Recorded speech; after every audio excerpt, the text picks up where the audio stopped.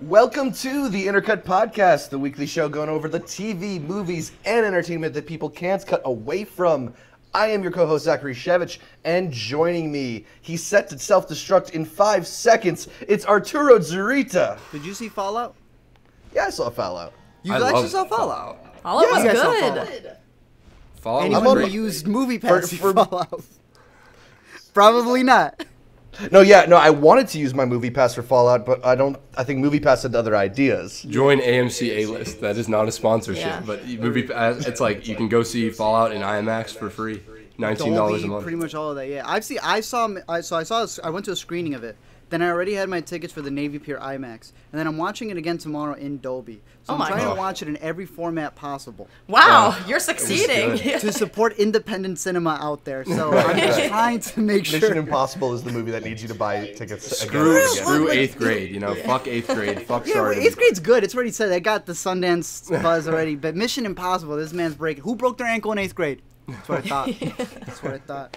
But I'm glad to be here. And we also have some special guests today. Multiple. You know, usually we just have one, but we got a duo coming in here. A power our first duo. 4 times. Right? 4 people on the show? So yeah, these two the two for one special. Yeah, the 2 for 1 exactly. special. They have a fantastic YouTube channel called HiTopFilms. They have really big things coming for them.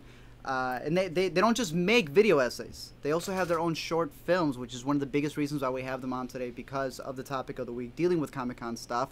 But these are the guys from HiTopFilms. Introduce yourself. I am Alex. I founded HiTopFilms back when I was in high school. We made a Spider-Man fan film. So then it kind of came from there. My love of Sam Raimi's Spider-Man. I was like, I want to talk about this. I feel like I could do the nerd writer kind of video essay, and then I kind of developed my own style. And this is... I'm Natalie. I help with all of the above. All of the above. Reading, editing, yeah. Awesome. So we'll put the link in the description down below so you can check out more HiTopFilms stuff. We'll get into a bunch of things on this week's show, including, as Art mentioned, Comic-Con, and talk about some of those MoviePass struggles in just a little bit. But first, we're going to start the week the way we start every week. Stumbling over my words here. Okay, Art, yeah, gotcha. what have you been watching? Mission Impossible 3 times, like I said. So we should do the actual qualitative discussion of it now. Yeah, I mean, everyone who's seen it, I'll just say this: I freaking adored it. The plane scene is my favorite scene. I know some people prefer the bathroom scene. Some people prefer the Paris scene, the chase scene. I think that's what makes it such a fantastic movie. Is the fact that everyone's like, nah, this scene stands out more than this. We can all agree the mustache was worth it. The Oh, mustache for sure, was worth yeah, it. definitely. CG Cavill. Yeah, that's on me. I highly recommend it. Obviously, since I'm watching it again for another time. But yeah, I'm curious to know, did the shot where he reloads his wrist seems shorter in the movie to you? Yeah, no, in it the did. trailer- It definitely wasn't. I think because it wasn't timed to music like it was in the trailer, so it's less standouty. He didn't actually reload his arms like I thought he was going to, but Right. it was still cool. It was dope. I don't know thought it if was you guys cool saw it in too, IMAX. yeah. What'd you say? Did you guys see it in IMAX? Yeah, we saw it in IMAX. IMAX the first time. I went to see it again with my dad the other day, and he really liked it too. But I haven't seen any of the Mission Impossible movies until this one. This was my first one. Really? I'm going back now. I'm watching them backwards. But It inspired you to go back through the franchise. It was so good. Yeah, I just didn't expect it. I was always more of a James Bond, Jason Bourne guy. Mission Impossible was the one I didn't like.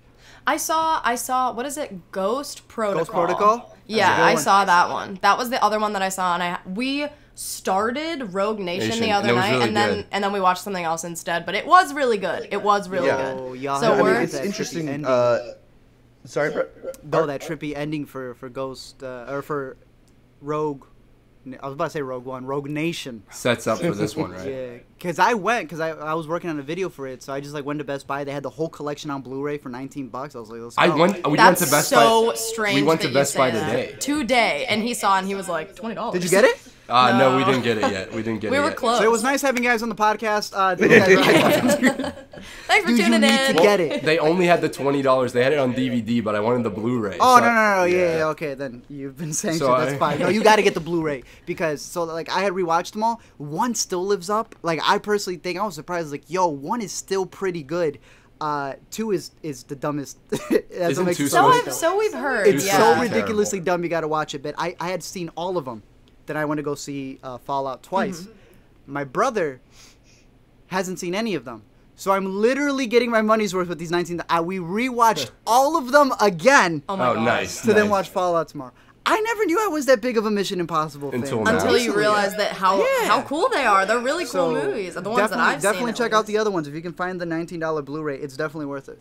I've noticed this weird sort of like re-evaluation and embracing of Mission Impossible in this recent release. Like, yeah, this franchise has been here all along. Tom Cruise has been doing these great things for us all along. He's been there. It's true. I mean, a lot of people are saying this is the best of the series. For me, I don't necessarily think so. And not that I thought this was bad in any way. I enjoyed it a lot.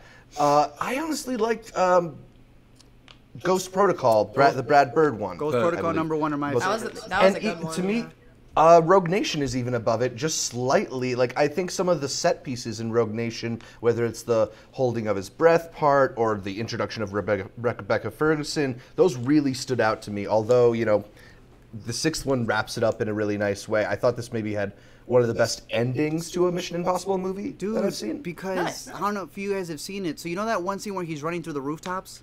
Yeah. Right? Fallout? And he throws a chair and stuff. To Yeah. run through Yeah, it. yeah, yeah. There's that one scene where he jumps and he, like, completely knocks himself. Yeah, he broke his ankle. Yeah, I heard. Yeah, completely cracked his ankle, but he also broke his ribs. So the ending, when he says, "Don't watch the ribs, don't make me laugh," it's real. he's literally That's telling awesome. Rebecca Ferguson, That's "Yo, pretty chill." cool. That's a cool ass fact. Tom Cruise, what a maniac! Oh, he's insane. What a strange guy. I'm in the process of showing her Eyes Wide Shut for the first time. Oh, so that is a Mission Impossible movie. Yeah, it is. It's connected. It's part of the universe. Part of the sex orgy that's going on. But no, yeah, dude, I love this plutonium franchise. weapons, it's orgies. Yeah, pretty much. Okay, so I've like heard a lot of critics. I've read like a lot of reviews after I saw the movie. I went in like blind. I knew people were liking it, like from the trailers and the headlines and stuff, but I didn't read anything. So I went in, and I just want to know: do you guys think that Henry Cavill is a good actor? No, absolutely not. Yeah, he's not on my list Because of good ones. in my opinion, he starts off the movie and his first like 5 lines of dialogue are the most stilted. I was like, what is happening? I was like, no, Henry. Because I wanted this to like rejuvenate. No, Henry. I wanted this to prove that it's Zack's fault. It's Zack Snyder's fault that That's Henry Cavill's always stiff. what you say. Like, that's You what I can't- wanted. I wanted Henry to like show You himself as generally an want actor. things to be Zack Snyder's fault. Always. But I think that you can't even blame him. But in this one, like, he starts off his first few lines, like the first half of the movie, he's just really wooden. Yeah, I agree. And then- Yeah, But then there are some times where like a wooden performance, when you're kind of trying to be like a hard to read person. Yeah, when helps. you're playing I Plank don't from think- Ed, Ed, and Eddie, maybe.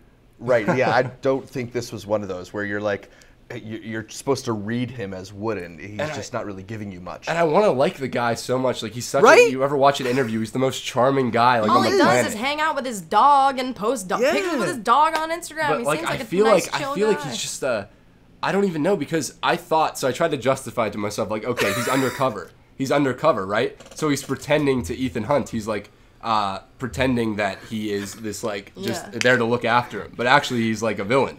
Yeah. So I thought the whole movie that his pretending to be a good guy when he knows he's a villain, it was a performance choice. But then I saw it again and realized that he's just not that good an actor. The more you're looking at it, you're like, I just can't, buddy. I don't know how to tell you this. Like, I want him, and I honestly think that if he I think he's good at playing charming, like Man from U.N.C.L.E. He is. He's good at just that, though. Yeah. Like when he's actually playing Henry Cavill. Yeah, he's I think fine. that's when he does it best. But other than that, dude, no. When I was, and I've seen it twice. I was like, yeah, he's really like, I like him. Yeah. But it's like when you're watching your friend in a play, you're like, he ain't gonna make it. But Yeah. that's my boy. Yeah. No, he literally was like in the first High School Musical when they're all performing in front of Miss Darbus. That was his acting levels right there. Wow. That is Oh no, that's amazing. I watched an interview with him. And he was like, he said that he reads every like DC forum website, and I just felt so bad because like I know, because I'm one of the people who's like, I think that he's not that great of an actor. Like, I'm one of the people that probably makes him cry himself to sleep every night. You know, he has like millions of dollars, but He keeps doing it, so there must be some hope. Like he must still have some confidence in himself, you know. I think he's still alive. I have a theory. That's my theory. Can we talk about spoilers? Shit. Henry Cavill? No, in the. Oh, I was about to say. I was like, no, Henry Cavill's most definitely No, alive. Walker. I think Walker's still alive. Can we talk spoilers or no? Yeah, go ahead. Might as well. I can throw up a spoiler thing. Yeah. But So if people want to skip ahead, you can check out the description down below. Go ahead. We'll have it noted. I'll Sorry, put it in I'm notes. ruining the podcast. No, go ahead. But why would they scar his face? Why would they make him like evil villain Cavill at the end when he gets his face burned by the oil, by the helicopter? Yeah. And then they kill him. And I was just thinking to myself, I know like the hook goes into his head and he falls off a cliff and then the helicopter explodes. But it's not beyond the realm of possibility. It was really super cool. dope. You're waiting for his like return as Two-Face. Bro, his floppy, his body went like this. I know, but I'm thinking that like it's within the realm of possibility in a Mission Impossible movie where they have masks that they rip off. Like it's goofy. Like the movies are goofy. Yeah. I don't know why they would scar his face or why that character would be Henry Cavill unless there was room for something else. And I may just be reading too much into it, but that's And there was that moment where Tom Cruise scanned his face before the accident. I don't know. I don't think that would be what they would do, but maybe. Maybe. Solomon Lane was in the last one. He came back to this one. Yeah, they're kind of making it trilogies because what's his name? Tom Cruise said he's like, this kind of wraps up this trilogy. I'm really looking forward to see what else is setting up. And he even hinted, he says, if you pay close attention to the movie, there are some hints of where I want it to be. Oh. I have my theory, but that may make sense. Maybe not in the next one, but sometime. maybe in the middle, maybe in the last of the trilogy he comes back. I don't know how he would have survived that fall, but it is a possibility. But why do you guys think they scarred his face? Because they scarred his face for like 2 seconds. I think it was just like a building of to make moment, him to show how like two-faced he was, I guess. Like solidifying the fact that he's the villain of the movie now. Probably. Not to mention like to have them not show any visible signs of damage after helicopter crashing into the mountains. It might have been a little more ridiculous. Yeah, that's true. That's a good point. But then again, they were so strict on making sure he didn't cut that mustache off, maybe because they do plan on bringing him back. I personally think that eventually Tom Cruise can't do this till he's 90. Yeah, they need to. Even though he says. I think Rebecca Ferguson is going to carry on the franchise eventually. Oh, I think that would be interesting. The more I paid attention to it, I'm like, all right, they're very solidifying that Rebecca Ferguson, unlike Michelle Monaghan's character, is going to stay in this franchise. Yeah, for sure. Luther tells her, like, ma'am, you got to go. She's like, okay, I understand. I'm going. This definitely felt like a turning of a chapter. Right? Bro, they're going to be a Mr. and Mrs. Smith. I'm telling you this right now. They're going to have, like, the next trilogy is going to be like a Mr. and Mrs. Smith. Both of them are going on missions. And then she's going to carry it on. That's what I think. That would be cool. That would be a really interesting turn. Also, I think that'd be nice. Well, man, I had something. What was I going to say? It was something about her character. I think I was just going to say she's, like, such a good, like, female character. Oh, she's like an action. The way she's written. What did we watch the other day that was, like, she's not, like... The Patrick H. Willems video. He did like the full... Yeah. You guys watch him? She the has full character. She's not like over-sexualized at all. Like she's just like this cool, dope lady, you know? Yeah, and she just runs around and like does all this awesome stuff and is in this precarious situation because like she's a secret agent and she's just super cool. Yeah. That's what I'm saying. Female Tom Cruise, they treat her with as much respect as they treat him, and he's the main character. So. It's awesome. Compare that to like Ant-Man. Okay, we don't need to get into that. I was just going to compare it to Ant-Man and the Wasp, which I thought like handled the Wasp so like she was good, but I thought the way they made her cool by dumbing down Scott. If you've seen Ant-Man and the Wasp, check out the Ant-Man and the Wasp review on HiTopFilms YouTube channel. I just think Mission Impossible, like her character, is the best way to do that, to make it like cool, competent, like her own character. Like cool, competent, confident. Really good writing. I think so. Yeah. The 3 C's. And they make for a good team in the movies. Yeah, they got good chemistry. Anything else you guys have been watching? What we watched 8th grade. I want to talk about something really quick. Okay, it wasn't this week. Okay. Did either of you guys see American Animals? I saw it at Sundance. We both did. How did you guys feel about it? Personally, I thought it was an interesting blend of documentary and narrative. Okay. In that, I think a lot of times movies that try that sort of don't get the balance right, and this it felt like a narrative film, but you got those real bits of information that kind of grounded you in reality.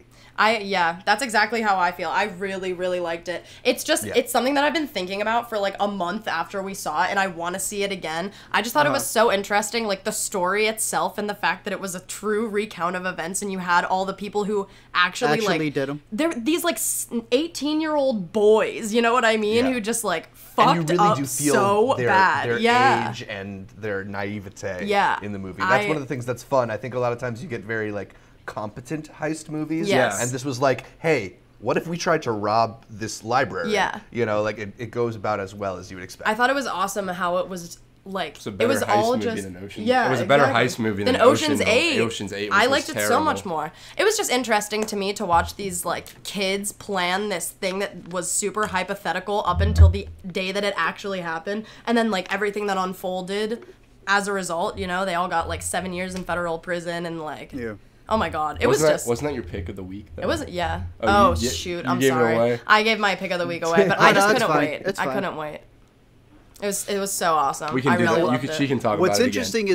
is interesting is that's a MoviePass movie. That I was know, the first I know. movie I they ever know. bought. It was good. It was damn good. I loved it. I mean, it's nowhere near as the other MoviePass venture that they had. What was What? that?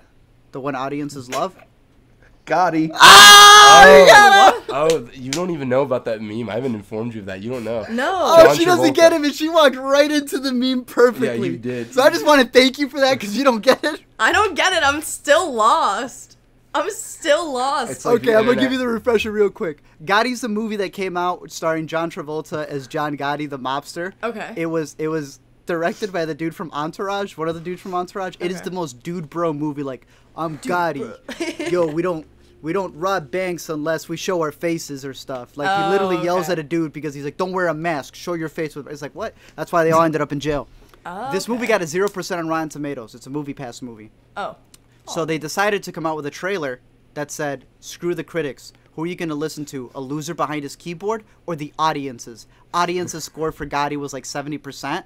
Oh my god. And they were like, so their big tagline was, critics suck, audiences love Gotti. You then do a little research into it.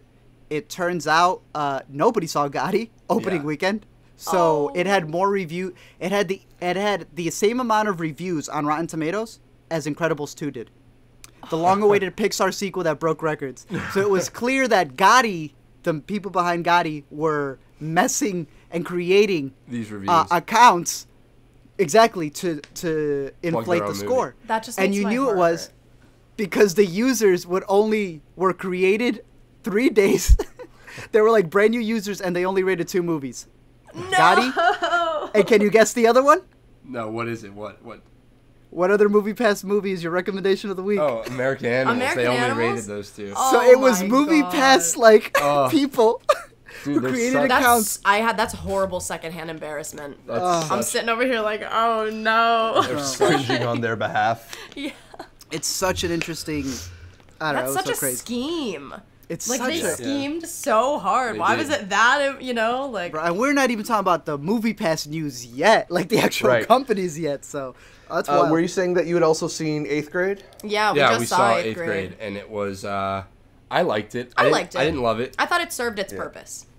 I'm getting sick of the. I don't know, because it's good score music. I'm a nitpicker. That's my thing. You know, it's annoying. Yeah. I hate myself for it. But like all A24, not all A24 movies, but like was Good Time was A24, right? I loved Good Time. Yeah. I love Good Time. So like the synth wave score that's in every A24 movie at one point. Like 8th grade had it, and I just didn't think that it worked with the movie. I was just like, okay. Because I thought that I thought 8th grade had such a good handle on tone, like making you feel awkward. If you guys have seen it, Yeah.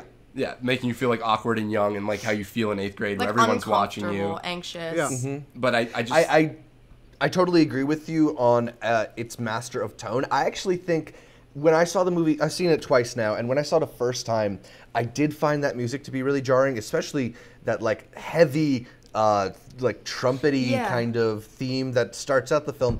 The second time, it kind of worked on me in a little bit of a different way. That sort of anxiety is a little bit overwhelming. I found the score to kind of Be overwhelming. help in that and be like, yeah, just like powerful and encompassing, and you can't avoid these noises and feelings. So to me, it kind of actually worked, even though it's not necessarily like my favorite element of the movie.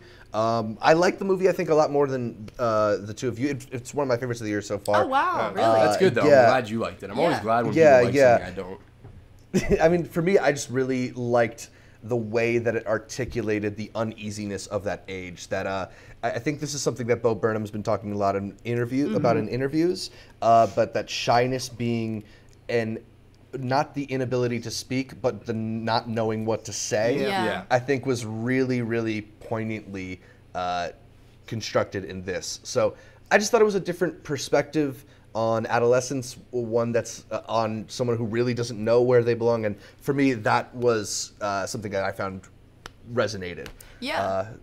Although, yeah, I found it very funny. I didn't necessarily find it as funny as I thought it would be, considering it came from Bo Burnham. Yeah, that's what I was a little bit shocked by that too, actually, because when I heard Bo Burnham, I was like, oh, comedy. It's gonna be hysterical. Yeah. That's what I thought too. When I saw it at Sundance, I went in there, I was like, it's gonna be the funniest movie of the fest. And I come out, I was like, that was depressing. Yeah, that was not funny at all. Oh, what are you burning? My hopes and dreams. Okay then. All right. But yeah, so I'd seen it twice, and I think I agree with you guys. Not that it was underwhelming. I know part of it was I was going in there expecting something different. Yeah. So I think like the second time that I saw it, knowing what it was, I liked it a bit more, mainly for all the reasons that Zach said as well. So we should go see it a second time, probably. Yeah, I think you should go see it a second time, just support Bo Burnham and I guess blockbusters out there. It's an interesting thing when you see movies generally, and I can broaden this to more than just 8th grade. Yeah. But I find a lot of times, you see it that first time and you have some idea of what it could be, and then you see it that second time, kind of meeting the movie on its own terms, and you maybe reevaluate a little bit. Sometimes for the better and sometimes for the worse. But for me, that second viewing of 8th grade really let me hone into the ways in which she's really trying to perform for all the people around her and adjust her personality, and because she doesn't know what her personality is. And you see Chicken Nugget Kid again. Oh yeah, like Chicken Nugget Kid's the best. That was great. Is it just me, or does he look like 14-year-old Jason Schwartzman? He is 14-year-old Jason Schwartzman. Yeah, like I think we need a Rushmore. I need like 2 pics next to each other to see it. I forget what the kid like.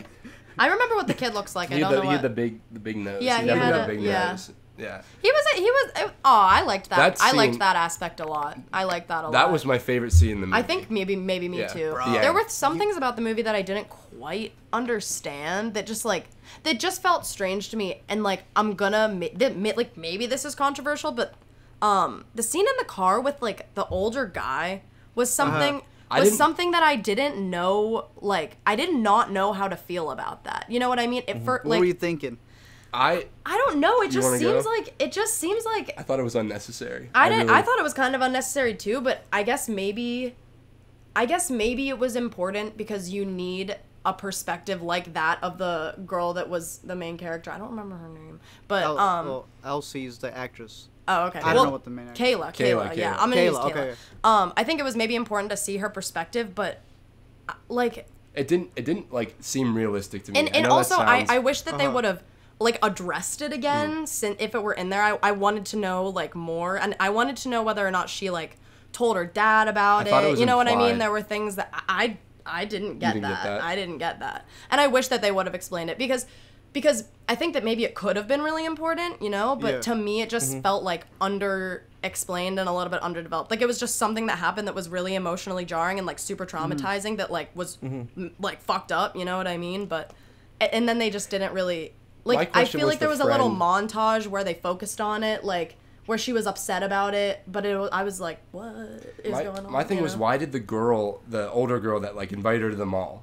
So like you invite if she was so nice. You invite this like 8th grade girl to the mall and you're in high school, and then you go to the mall and like she's your responsibility essentially. And that bit was like hilarious with her dad watching. Like that was great. That was awesome. Yeah. But why the hell would you leave like a little girl in a car with somebody like that? To me, because they never like. That guy was awkward the entire time they were at dinner. I could see that coming. I knew that there was like a Me Too moment in the movie because it was being talked about. But I just felt like the placement of it, like the timing of it, I felt like if the... Yeah, I mean, what I would say is like, I think a lot of times you don't necessarily know when those moments are going to come, so the jarringness of it You mentioned in an interview that was the point of it, is for it to like come out of nowhere because... Be jarring. Yeah, the fact that you never know when it comes to sneak up. Someone does like what you said, that one character who's responsible for her in a sense. Yeah. Then it goes, oh, you'll be fine.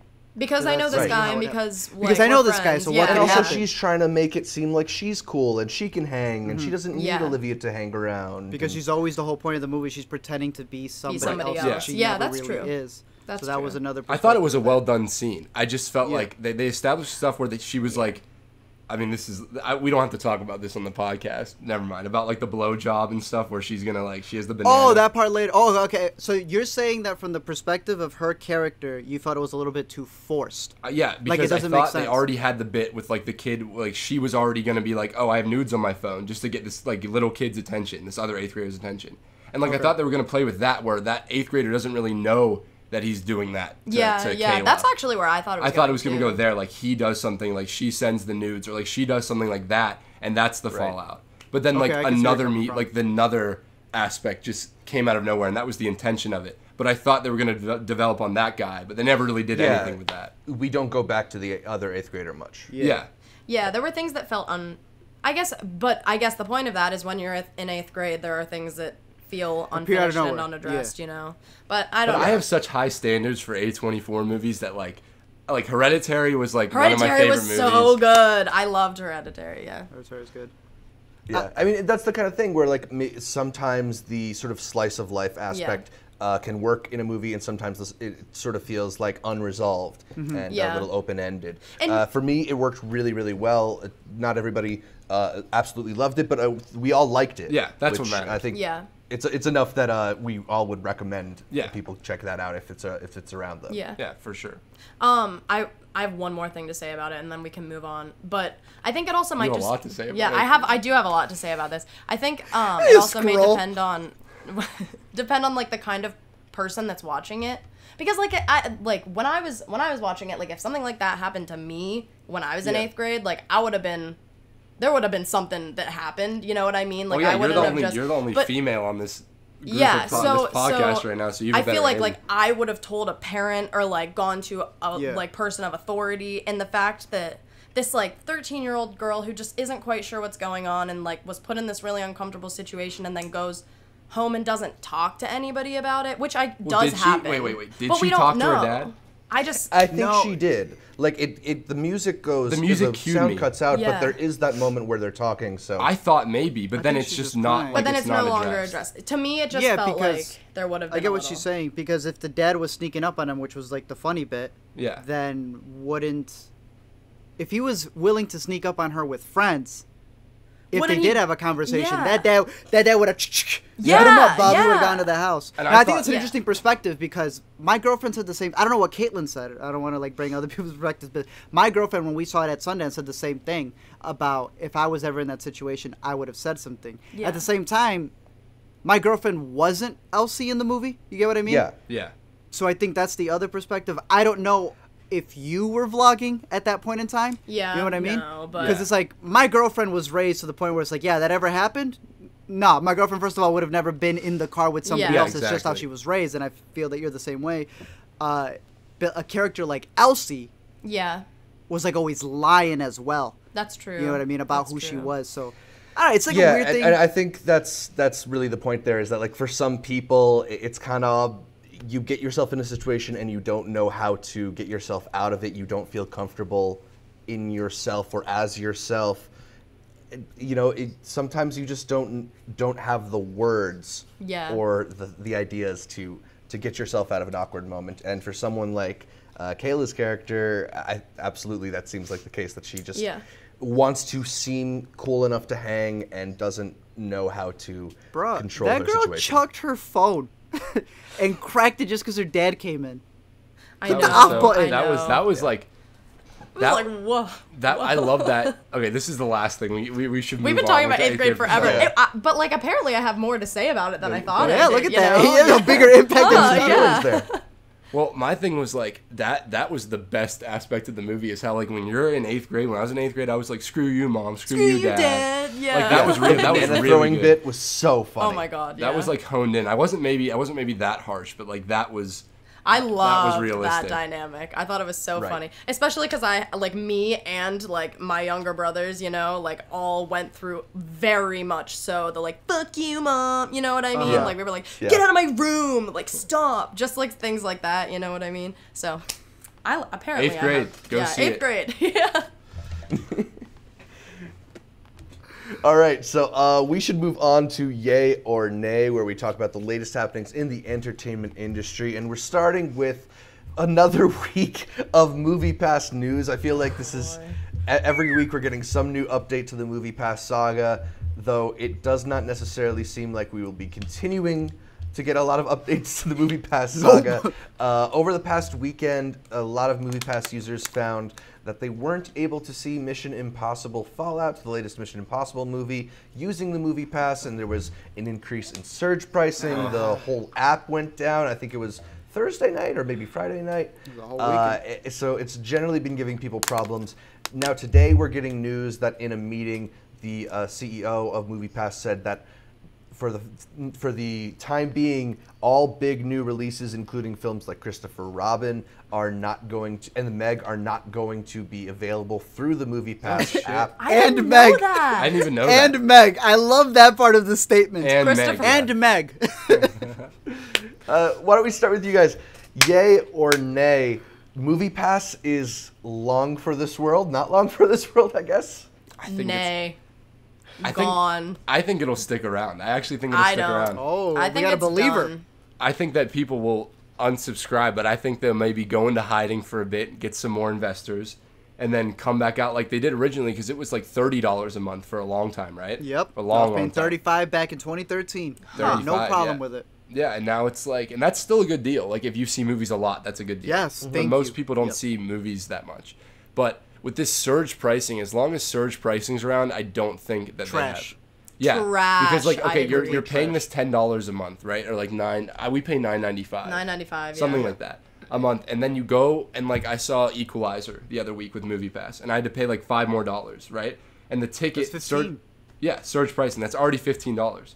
Right. And then I go again. If I went again, saw Teen Titans Go, surge pricing, $5 more. That's 20. 20. Why would I Might as not? well- Like if I have AMC A-list and I have an AMC next to me, it's $19.95. I There you go. get 3 movies a week, IMAX, and I can see a movie more than once, which is like the whole thing. There's so many rules and restrictions. Mm-hmm. You know, And like, then with like the you have to taking take a pictures of your picture. ticket stub, and then it always crashes, and it's not reliable, and then it's like in the future If it's they- vital that you. I started honestly, they would cut me off all the time whenever I took pictures of my ticket stub, and they would always be like, "Why?" And I just got so sick of it that I started being like, "Your app is shit. Like stop. Like fix yourself." Like Bro, it was so broken you could legitimately take a picture of anything and submit it. yeah. honestly. So I think that they're gonna go back. They're gonna like go in a hole for a bit. You know, Yeah. I think A-list will take over or whatever. Like there'll be an alternative. They're gonna Rocky train. Yeah, no, they're gonna get thrown in the pit like Bruce Wayne. They're gonna have to get a Hans Zimmer chant going. They're gonna come back with like a $19 like plan, and they're gonna Yeah. have it reworked, and maybe it'll be better. Because I think it's a good idea, and I think being available at a bunch of theaters is like really awesome. Because like AMC, you got to be buying AMC, otherwise you're Right. fucked. So I think I don't think so, man. What, you don't think so? I think it's the we said this a couple weeks ago. I think it's the Napster of the industry. You think? Bro, Napster had it. And then Then it like Napster went What away. what's Napster? So You've seen the Napster was Social like Network. Yeah. Justin Yeah, it was Timberlake like- in the Social Network. yeah, exactly. It was the music streaming platform, partly illegal, that was doing a couple of shady things to be able to stream music. But the initial thing was that this was the first time you could stream music with it. That was Yeah. like its primary thing. We don't use Napster now. We use Spotify. Yeah. So you think something else is gonna come in? Somebody else is Movie- gonna come in? Yeah, Yeah, whether MoviePass it's isn't the A-list Spotify. or something. That's what I'm like thinking. MoviePass seems to have like It paved looked the into way. the ground. It's paved the way. We'll remember it dearly, but Yeah. I'm sorry. I think My it's heart done. goes- Yeah. Uh, I think it's going to be like a streaming subscriptions at the moment, right? You're going to have to pick your movie theater subscriptions almost. Like AMC's got theirs, Yeah. and then Cinemark. Regal's going to get exactly. That's Yeah. how I feel Yeah. it's going to end up being. That's Yeah. interesting. I didn't know about Cinemark Napster. already has one, but it's kind of shit. I think. Oh, that's trash. No, that is completely utter Yeah. garbage. What? Yeah. What is Cinemark? Cinemark has one that's like you're allowed to see like 2 movies a month or something, like something like that. Yeah, Dumbest. there's also a MoviePass competitor called Cinerama, I want to say. Cinemia.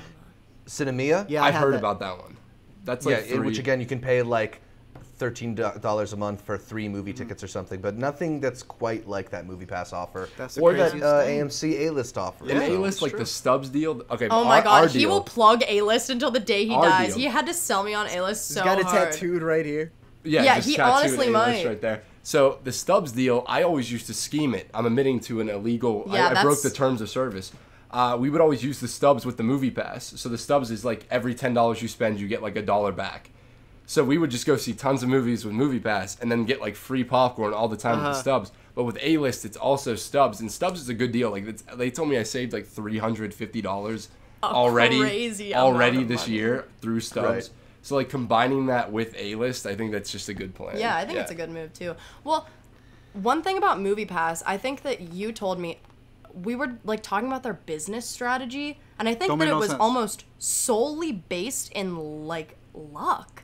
Have you guys looked into that at all? Yes. Yeah. Have you looked into that at all? It was that whole thing that they wanted to get as many people as possible and hope nobody uses that. Like 55% of the people don't use it, so it makes up for the rest of them. Exactly, and then maybe in the future they'll get deals with theaters and their concessions. Yeah, the right? Nerd Writer video. Yeah, the Nerd Writer video. Yeah, which that was never gonna happen. It was why you can't base an entire business model that it like has a solid chance at being successful, you know what I mean? And then like hope that maybe it works out, you know? Hope that maybe we'll get these concessions deals. Exactly. But I think that the plan...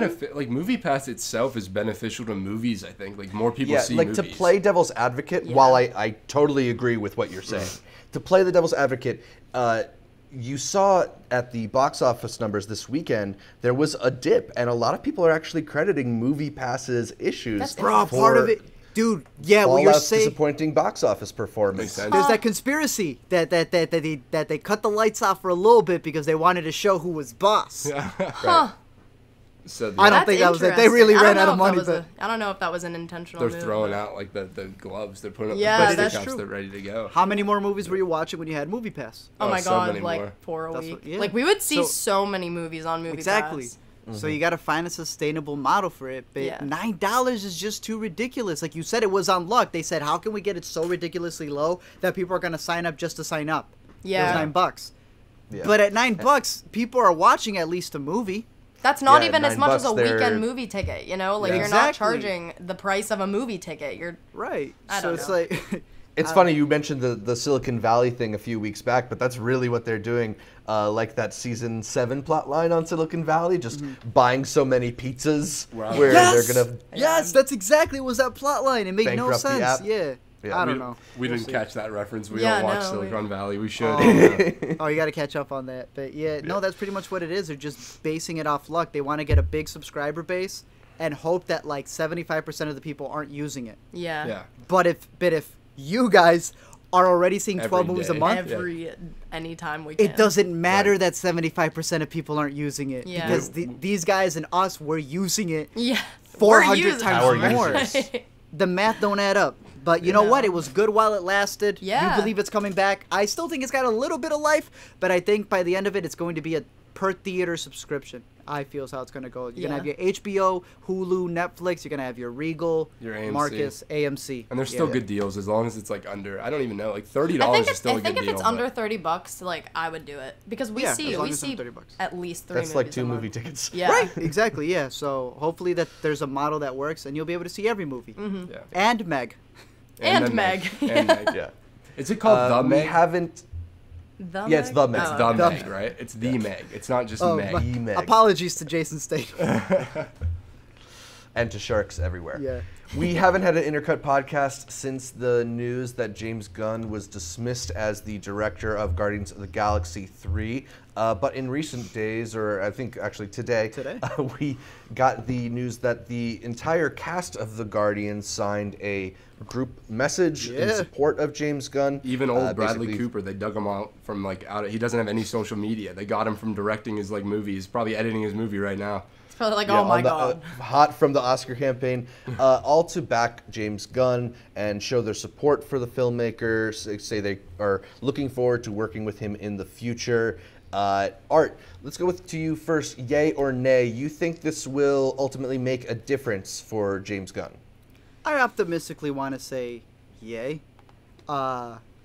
I think it's ballsy that you got the entire cast who's getting their Disney checks going. Stick them up, Disney. We're sticking to James Gunn, so I think that's ballsy. I think it speaks a lot of volumes for the people who have been working with this man for the last 4 or 5 years. I truly, honestly believe that you cannot make a Guardians 3 without the man who literally gave you Guardians 1 and 2. Hell no. There's no way they could do it. Who literally changed the birthplace of the main character to be his own birthplace in Missouri. Who every song that he put in his initial script, somehow he got the rights to every single one. That's insane. And now people attribute it to that. Like, there's a great video by Entertain the Elk. I don't know if you guys watched that. No, dude. I haven't seen it. He has like a really good series about the day something died. But yeah, in between he does these like little obscure video essays, and he had a perfect one that goes with you two right now that are sharing a headphone. He was inspired by rewatching Guardians in a specific scene where they shared their headphones and they were dancing with each other listening to a song. That's him. That is a James Gunn thing. His last tweet about Guardians was the finished Volume 3 script saying said, it's "My my heart." entire heart. Yeah. Oh my god. Guys, His brother, his cast in the movie, and in the last movie, he literally gave his brother within the realm of the film an upgrade. Yeah. His parents cameoed in the last one. It is literally Michael all Rooker, him. like he made his career. Like he wanted to make him like a movie star. My so he heart made him is Yondu. broken. My heart is broken. And I went on a Twitter rampage about it. Like I tweeted like 30 times because I was so heartbroken. Because those movies are like, I like most of the Marvel movies, right? Yeah. But the ones that stand out are like the Russo brothers movies stand out to me, and James Gunn, especially James Gunn, which just So you love them. I love them. I love them. I like them. I like them a lot. But like for someone who loves them, and you start seeing the connection that this story of the Guardians Oh being my people God. who messed up. I've listened to like every And podcast with James Gunn. I've listened to like I'm like a huge James Gunn fan, so I'm like super biased about this. Yeah, we rep James Gunn. But honestly, like, just every ounce of his being is put into those two big budget it's so movies. sad. It really is, and you could see it. Yeah, and you could don't taste see it. that though. You don't see that in like other big blockbusters. But You never it's- see that. It's so And that's interesting. crazy. Yeah, it's so interesting because what's his name? Michael Rosenbaum, Lex from Smallville. If you guys ever watched Smallville, Yeah. he has that podcast called what is it? It's called Inside of You. Inside of You with Michael Rosenbaum, and he has like an hour and a half long Wow. one with James Gunn. Yeah, it's really good. You should actually check it out. But It's with James Gunn. with James Gunn. I stumbled upon it because of his co-star who had a sex cult. I randomly Elsa found that Mack. video. What? Yeah. I didn't know that. Chloe from Smallville. I'm a big Yeah, Smallville that's the fan. only reason that I Yeah. know, because I just saw that video 2 days ago. So when you mentioned he has a Same. podcast, I've actually just seen it. Yeah. That's was somebody funny. else's Yeah. But listen- It's a good podcast. Oh, was it? Okay, well, His one with James Gunn. Listen to it because like it's even this is from a while back. It's from a few months. I think maybe even a year back, right? And you can hear everything he's getting like shit for right now. He talks about how the first time he made a commercial, he made this like fake commercial with his like brothers when he was a kid, right? Yeah. And it was for like used tampons that you can eat. Like it was just this ridiculous gross out humor when he was 12, right? And he says in the podcast, like, He's yeah, like, I was wow, foul-mouthed, like I was foul-mouthed, I was a jerk, but like I've really grown over the course of making these movies. Like He even Yeah. says how like If you look- Guardians helped him do that. And he It's says- just the saddest. and he says it's that the Rocket saddest Raccoon, thing. like Rocket is him. Raccoon is him because Yeah. Rocket makes inappropriate jokes to hide the fact that he's so insecure. Yeah.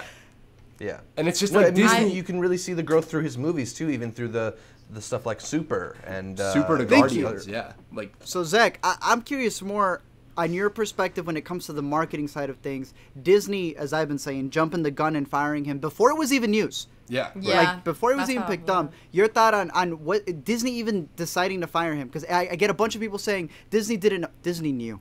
First of all, what did Disney hire him for? If it James wasn't Gunn for the had movies, apologized years ago for these comments already. Yeah, he already so got of crap course they for them knew. years ago, yeah.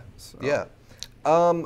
Yeah, I mean, it puts Disney in a weird spot where they seem to just be trying to avoid any kind of controversy. You know, I they agree. don't want to deal with backing up James Gunn or. but you not hired him. Yeah, For yeah, movies but he's it's- made. What's his IMDb? You know, I think it's a shame. I'd love for him to continue with the franchise, but you know, there's other people they can turn to, and they want the Marvel machine to keep pumping out these huge hits with uncomplicated box office. You know, it's. But what about like the poor? I feel bad for the poor like fucking director who has to step who in. has to step when in the whole for cast him. was just like, we want Gunn back, and then if they get like, Right. I don't think they'll get like Taika Waititi or anything. I think they'll get like some. Ryan Johnson. You think, dude? That. Yeah, no, I mean, now it becomes really interesting to see like who can they put into that role. Will the The cast Last Guardian. accept them? Can they keep the legacy up? I'm also interested to see if James Gunn is gonna now be free to do some interesting movie, because think about before his last time he did a original product, he was a much smaller name. Yeah. Now he's shown he can give you a Guardian-sized hit. Maybe this freedom actually ends up being an interesting move for James Gunn. You don't think it'll hurt him for his future? I mean, so. I think back to Trank. Yeah. Right, and he didn't have any pedo tweets that people read and all of a sudden assume. But everyone, everyone thought that, like, all that, like, things where they got into fist fights. We don't know if that's real, but, like, Trank was, like, the cast didn't like him. There's never been such outspoken support, I don't think. I'm serious about this, in the history of film for, like regular people, like us, supporting a director. Like, petition is 300,000 signatures. Like, Disney did not expect that 300,000 people would know and care about a director. Because, like... And the entire cast. Yeah. Yeah. I could see a future in which he does get hired back. I mean, people are comparing this a lot to the MSNBC anchor who was fired based off of a similar online campaign to, cause controversy. So hopefully this show from the cast is enough to get James Gunn back, or if not, get him at least another job. Yeah, something big. There was a point in this process where it seemed like maybe he's just not going to be able to work. If I was Warner Brothers, I'd open my hands with, I'd be like, James, come direct Green Lantern Corps. Come direct like Flash. Here, whatever you want. Ya. Just come on, man. We'll take you, buddy. Just I don't know. I think I won't see Guardians 3. I'm making that call right now. I'm not going to go back on either. Unless if it's not Gunn, I'm not going to see it. Like, that's my, because it won't, like, I don't, like, if they take those characters, which are, like, they're Marvel characters, but he made them the characters they are in the movies. Like, I just think it's like they created an ethical dilemma for themselves within the whole issue, Like, now whatever director comes on, like you just said, whatever director comes on, like, is probably gonna feel like an asshole for, it's just like they've got so much they've got so much more to deal with now than they did before they fired him, so you have Dave Bautista on Twitter. Dave Bautista like screw the cyber Nazis. I swear you could feel the wind off of Dave's fist. Oh my god, that man was it's ready the to funniest thing. He's ready. That's to a G right there, though. But that shows you, like, to me, seeing all this actually makes me like the first two movies more, right? Because Vin Diesel always says family, but like seeing how this really feels family, right? Exactly. Yeah. Like when they're over here, like Dave Bautista's ready to like show hands for this man. Dude. I'm like, all right, they legitimately felt like a family, but I don't know. Maybe it's a weird thing. They bring in a new director. It's Ron Howard. And we just have the Ron Howard cinematic universe where Ron Howard comes in and he just fixes up the movies, makes them like bland instead of. It's just a bunch of unfinished movies that he has. Then there'll be a Criterion collection with the Snyder Cut just added in there as well.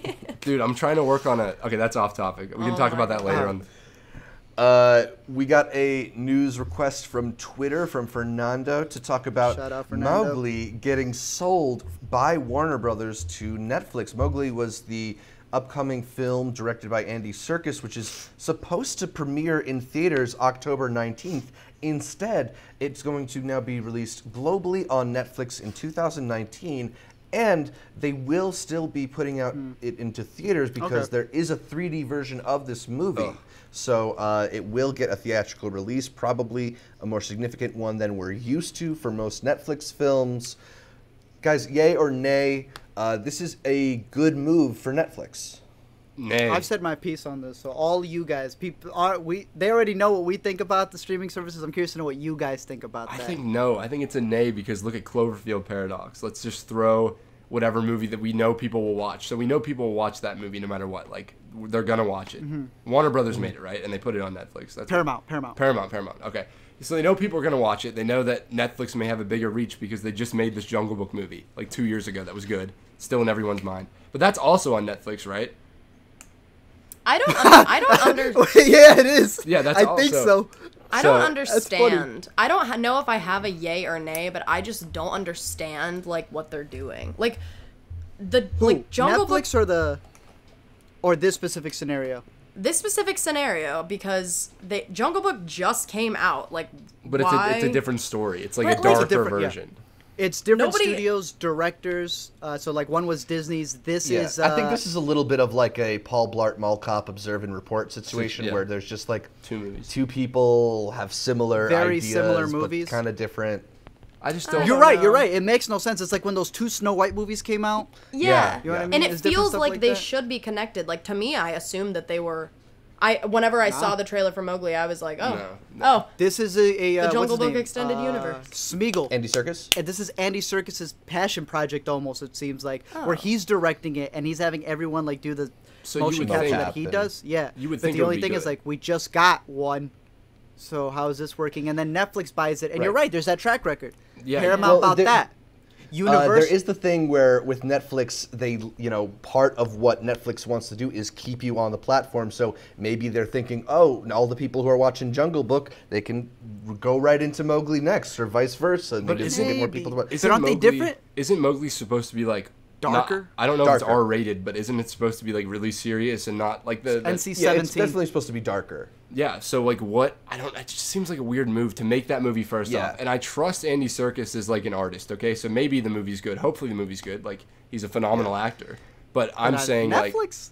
like on Netflix though. That's what I mean. If like you put it it's also Netflix doesn't have a good track record of buying movies from other studios. Cloverfield. They've made great movies. I like a lot of Netflix's stuff, but you look at the stuff that they've been allowed to take off of the big studio's hands, and I think there's a reason that Paramount let movies like Cloverfield go. Yeah. Maybe that's the case for Mowgli. I don't know. Their marketing was the best. I think that was insane. The Cloverfield paradox. Marketing, that was super cool. Drops in an hour, like Cloverfield 3 drops in an hour. And then it's not really even a freaking Cloverfield movie, but... Yeah, we were getting ready to record a podcast, and I'm like, dude, Cloverfield movie. Yeah. And he knows how much I love Cloverfield. Oh, me too. The original me Cloverfield, too. So I was flipping out. I was going crazy over that. But yeah, I don't know.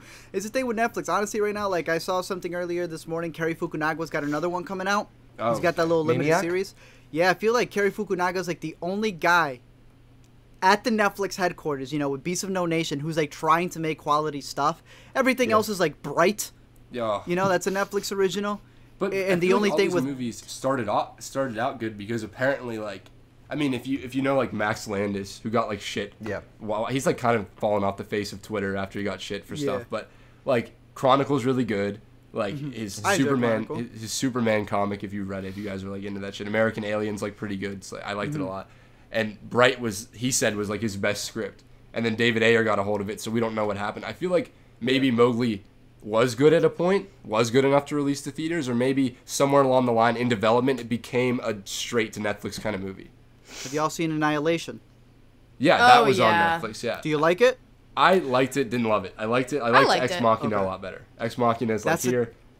Annihilation. That's another movie that did get sold to Netflix, which makes me think, right, when I'm hearing of this being sold to Netflix, or like that shared rights of being released in theaters in there, I automatically want to think Cloverfield Paradox. Oh, the original studio didn't have faith in it. But then I also think of Annihilation, where it's like the original studio didn't have faith in it just making money, not necessarily the quality. But I don't know. Did you like Annihilation? Did you think it was good? I was okay with it at first, and then the second time that I saw it, and obviously like I spent hours like listening to the director and his interviews and stuff like that, I respected it a lot more. The process of him like having read the book 6 years prior, not rereading it again, just going off memory. I thought was like, he asked the author, he's like, "Hey, you cool if I do this?" He's like, "Yeah, go ahead." He's like, "That was a little interesting." But I think if it's good, I'm glad it's on Netflix, like, because people will watch it. I think people will watch it no matter what, because it's Netflix, and I feel like if Netflix wants you to watch something with their marketing budget, like, you'll watch it. Yeah. Like, they'll push it. You'll see it everywhere, like, recommended for you on, like, TV. You'll see the power of Netflix. Yeah. And that's one thing I want to bring up. Yeah, that's one thing I want to bring up, but I'll bring it up for topic of the week, specifically for you guys. It's a question now that I think ties into Netflix. Okay.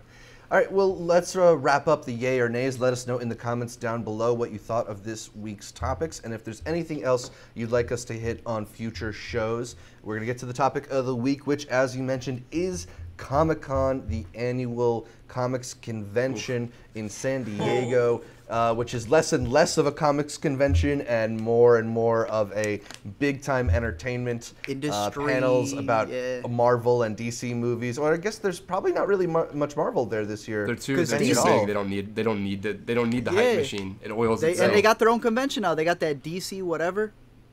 Yeah. Well, there's other stuff at Comic-Con, and there's always stuff worth talking about at Comic-Con. So let's start it off with what is the reason that you two were interested in it this year? What's going on at Comic-Con that you're excited to check out or hear about? Okay, just go ahead. Go ahead. Hey, be free, man. Be yourself. Okay, be myself. I need to pee, so maybe I should do that first again. Oh, sure. Go ahead. But I think I can rant. I think the pee will like invigorate me to rant. So let's do it. Sorry for my grotesque humor. For me, I have been so excited for Titans for the longest time since it was announced. DC streaming service, bigger budget than the CW shows, dark, like I didn't know it would be that dark. We'll get into that, but I mean like a serious show. Fuck Batman. Like a serious show, and the Teen Titans have such TV show potential. I've read like every Jeff Johns Titans book that he wrote back in like the 2000s. I watched the old show. I like Go. I even like the show Go. Like I think Dick Grayson is a character, and everyone on the Teen Titans has such potential to make like a serialized show that people care about. Because essentially it's this superpowered outcast with abusive dads, like every single one of them. Like Batman's Robin's dad. Like the literal devil is Raven's dad. So there's such good potential for writing and storytelling, and I've just been so excited for Titans. I already pre-ordered the DC streaming service. I did it. Woo! Shameless. I was just like, okay, $75 for a year and 3 months. It's only $75 for a year and 3 months, which is like What is that a month? It's typically, I think it's $8 a month, but you save I think it's $6 a month with this plan. What else they got on this thing? They're gonna have like Batman the animated series in 4K, and that's all. That's why I'm there for that too. That's like a gorgeous. Damn, I'm looking at my DVDs of Batman the animated series. Me too. They're right over there. Yeah, they're gonna have like all the old. I already own them on Blu-ray, but they're gonna have like Batman Returns. They're gonna have like all the old shows, all the old movies. They better stack up a lot. I don't know if they got enough. They got. I mean, I'm just thinking to Disney, right? Like we had this discussion months back about what we said of Disney finally buying Fox, and our biggest theory for that was that they want to buy Fox specifically for one main reason: they want to compete with Netflix for their Disney streaming service. The Disney streaming service, yeah. Disney already has enough, yet somehow they were thinking, nah, that's not enough. We need to buy Fox and get the American Horror Story, Atlanta, all the FX shows, Simpsons. Gotham technically, but it's ending. So, Gotham, Gotham technically. All the X-Men movies. So now that Disney has all of that, right? Yeah. Shoot, and with Lucasfilm and Marvel, they have way more than enough for a streaming service. I don't like that, man, especially with the James Gunn shit. Like, I don't like that Disney's such a monopoly. You know? My God, it's such a monopoly. But that's where I also got to ask, though. Bro, what's DC charging $8 for a month? I don't know if they have enough content. That's why I'm thinking that the trailer, we can get into, like, Titans more specifically later. But that's what I was excited for. That's why I was like, I'm excited for everything. Spider-Man, PS4, every nerd thing, like every movie trailer.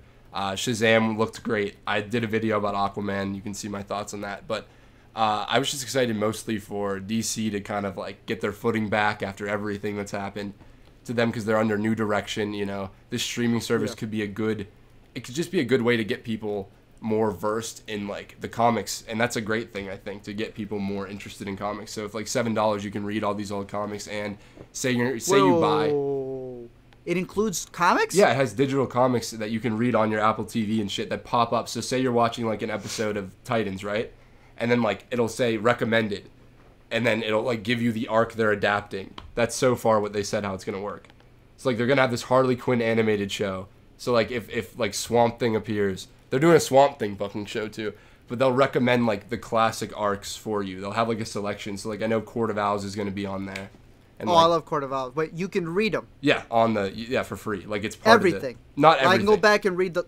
Not everything. That's the shitty thing. That's like. I thought I would be able to read like the Long Halloween and all that stuff. They probably will have shit like the Long Halloween. That's my theory, but no one knows yet. Implement that.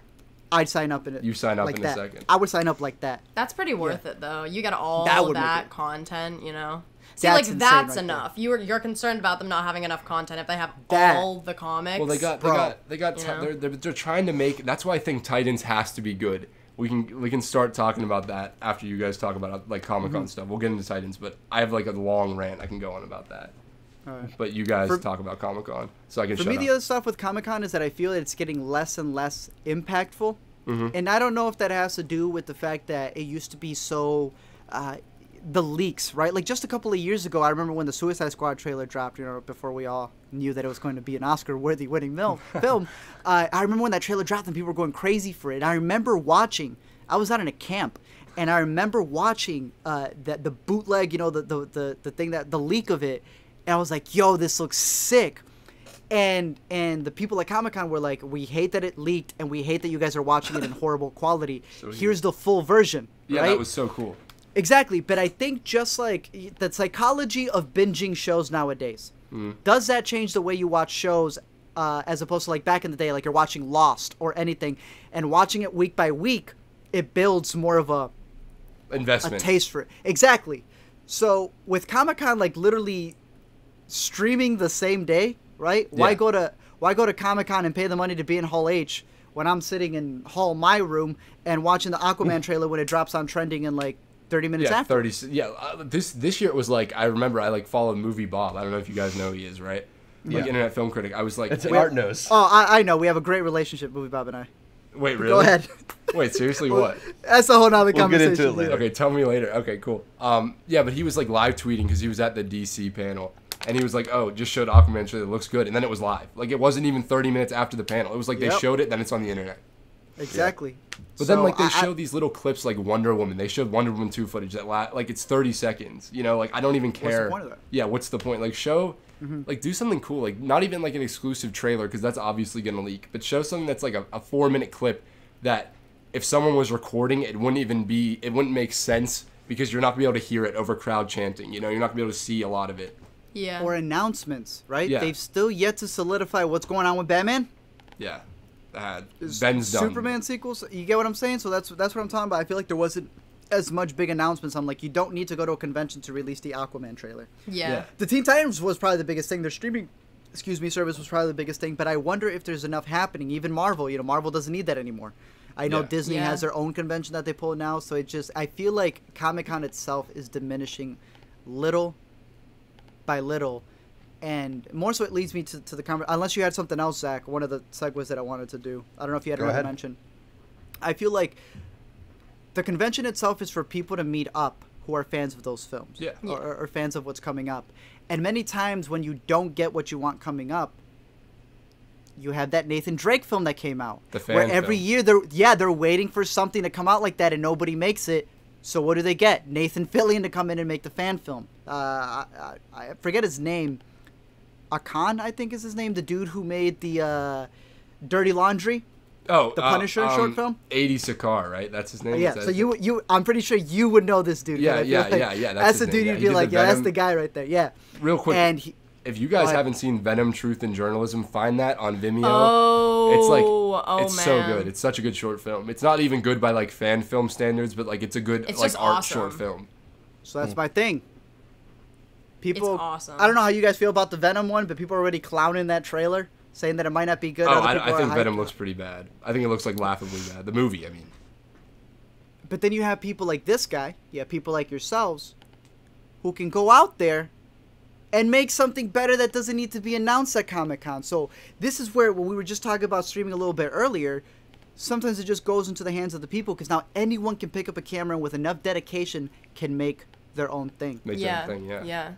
That's definitely true. So it's like when I see that thing about people have been wanting an Uncharted movie for the longest time, and they wanted it specifically with Nathan Fillion. Studios don't get it done. They did. Before Power Rangers got rebooted. The Dark Power Rangers. Same dude. They made the Dark Rangers. Exactly. Yeah. And with, I don't want to say real actors, but bigger named actors. Yeah. That were already in there. So I think it's an interesting point in where fans are able to take it into their own hands. Sometimes, like those other guys, they do get like a flag. Yeah. Right? And the video gets taken down. That Venom fan film I mentioned has like the audio's gone on it. You gotta like find it on Vimeo because the audio got taken off it. So I think it's like this interesting thing in where who owns the property? Right. And we're getting to this just time in media where there's less and less of a sense of ownership or like exclusivity. Even when you look at what the big studios are doing in sharing Spider-Man across studios. Which is the funniest thing in the world. When they're sitting down together when it's Amy Pascal and what's his name? Kevin Feige, just like... They're like the couple who are clearly not thinking in unison. She's like, oh, we have great plans. He's like, we do? No, we don't. Dude, I was reading this conspiracy shit about like the reason Homecoming's so drastically different from typical Spider-Man stuff is because and you love Homecoming. What? And you adore Homecoming. No, I don't. Oh, that was sarcasm. Yeah. I was like, what? No, hell no. I don't hate it, but I just think it's a bad Spider-Man movie. You like it. You like it. It's fine. It's fine. It's fine. Like, if you turned it on, I wouldn't be, I wouldn't object to it. Yeah, but, yeah. Well, my conspiracy anyway is that, like, according to, I just was reading on Reddit, so who fucking knows, like, the 4chan stuff. It may be bullshit. But, like, the reason that everything is so different, like, with Mary Jane's character, with, like, Flash Thompson, not even just, like, race swapping, which I don't even care about, but, like, just their characters, like, Flash is a DJ instead of a bully, and all that shit is Mary because Jane is just, like... there was something where they couldn't do what Sony already did. Like, they couldn't do that. That was, like, part of it. They couldn't do it, like, what Raimi did or Webb did. So that's why you like a Gotham thing, where the guy can't be called the Joker. Joker, yeah. Yeah. So like, Spider-Man... That's lame. I don't know. It's just, like, Spider-Man hasn't swung in New York yet, and that just seems weird to me, and maybe it's part of a character arc, but he hasn't, like, had a big swinging sequence in New York. Now in the next one, he's in Europe. You know, like... Maybe they're saving it, though, because there's also... I hope so. Yeah, me too. I hope so, too. But like, it's just so...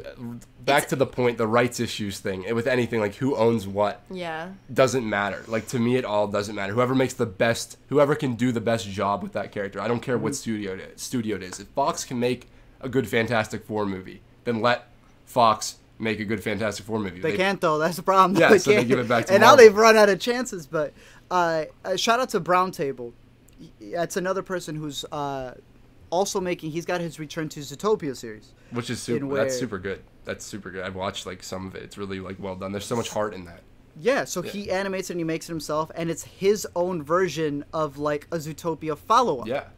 And he's gained his whole following, like, a big part of his following, off of that, even more than his video essays. That's crazy. Which I think is crazy. You know what I mean?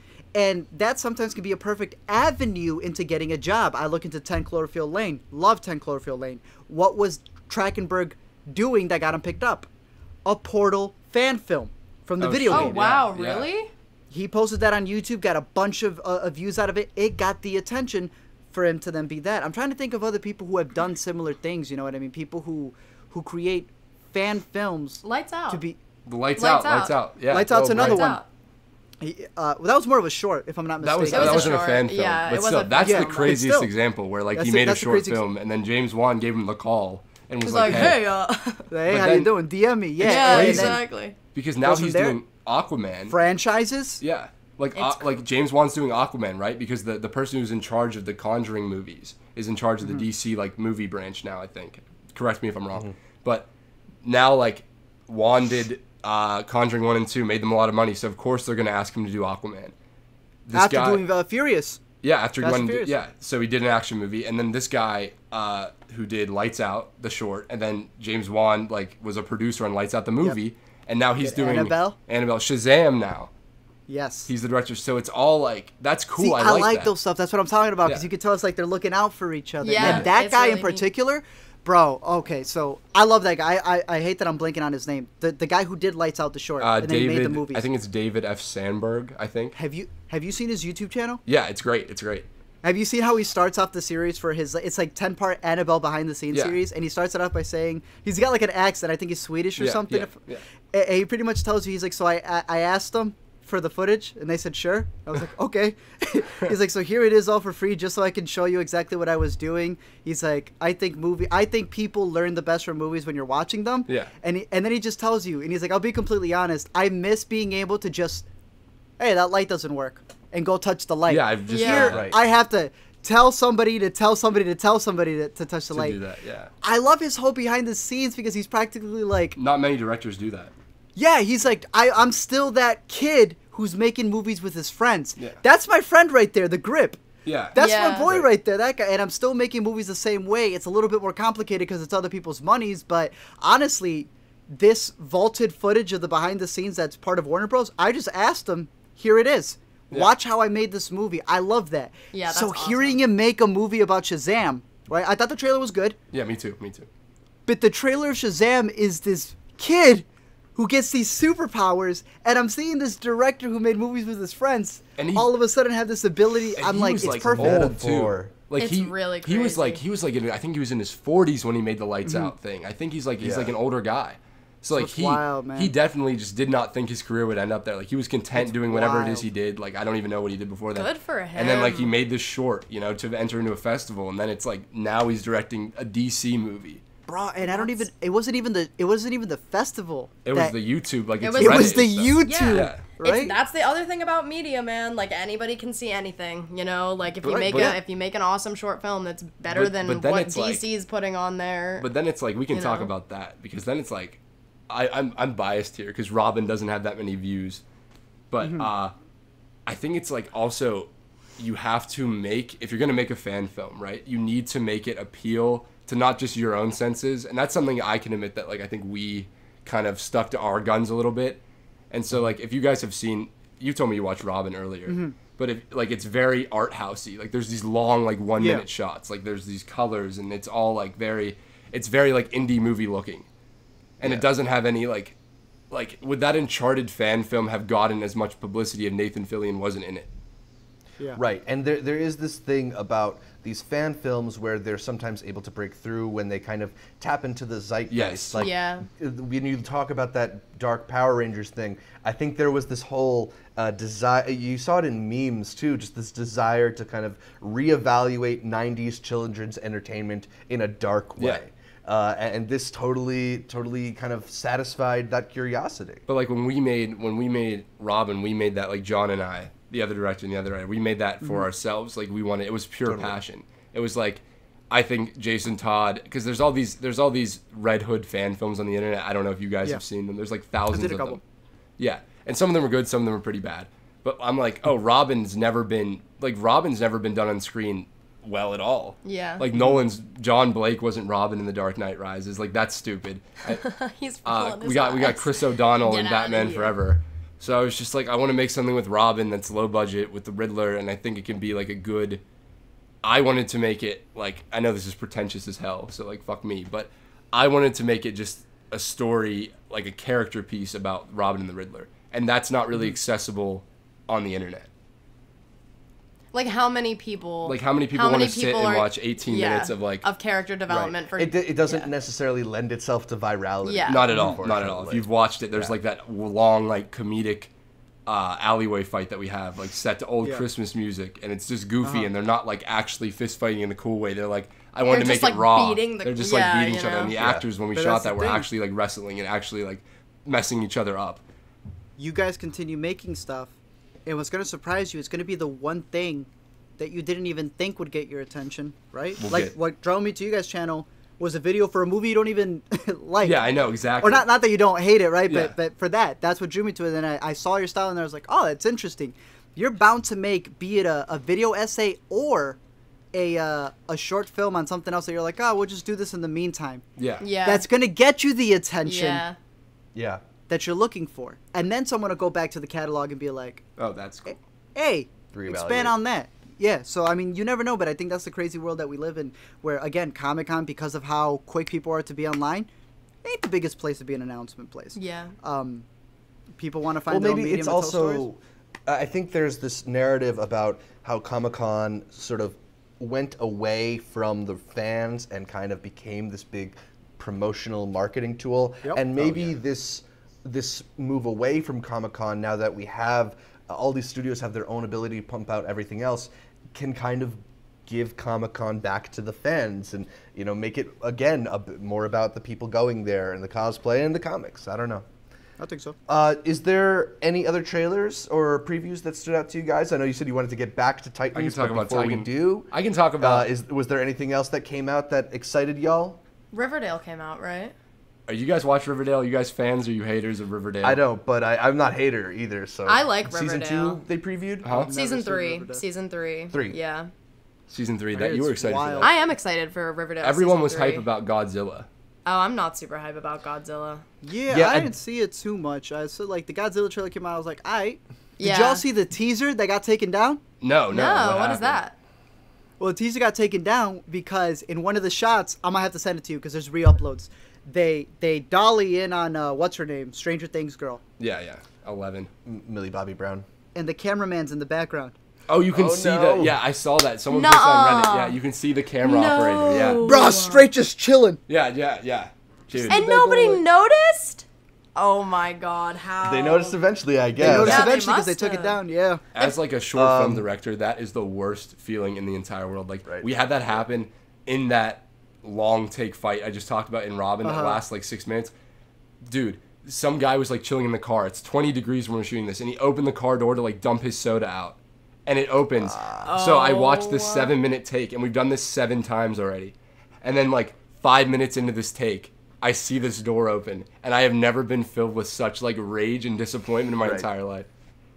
Because you're like, oh my god, we've come so far. We're far. almost done. So imagine you know it getting I to mean? the trailer. Like Godzilla got to like the trailer They point. release it. Like, that's embarrassing. Yeah. It makes you look bad. Like, ooh, yikes. How did nobody catch that one? Somebody got fired. Whoop. Yeah. Like, But, I mean, people are excited for it. I'm curious to see. I love the memes that have come out of it. I thought it was kind of funny just watching the Godzilla trailer. It felt like every single new shot that wasn't of Godzilla was of another recognizable celebrity. It's like starring this guy and that guy. I got a and question about him from Godzilla. the original. And I got a question about that movie. Is it a sequel? I know it's setting up the Kong v Godzilla movie. Yeah. I think it is a sequel to the recent Godzilla film. We have Ken Watanabe. Okay. I saw that, but then tonally it looks so different. Like they're showing all the monsters. The first one I was not a fan of at all. I just thought it was like too slow paced, and it was too like the character stuff wasn't good enough character stuff. Yeah. So, but this looks like a new direction. It looks nice. Like it looks beautiful. I'm not, like, super into Godzilla. I'm not gonna lie. I don't like, to me, big monsters hitting each other is, like, not that entertaining. We just like, had a conversation about how we just, like, today, because I was talking about, what were we talking about? Hulk and Abomination. Like, I don't care to she doesn't watch. get the testosterone. I don't like it, you know? It's just... That's my big obstacle with Pacific I'm Rim. not Yeah. the biggest Just fan like- of Godzilla. Dude, is that from the Matthew Broderick one? Why do you have that?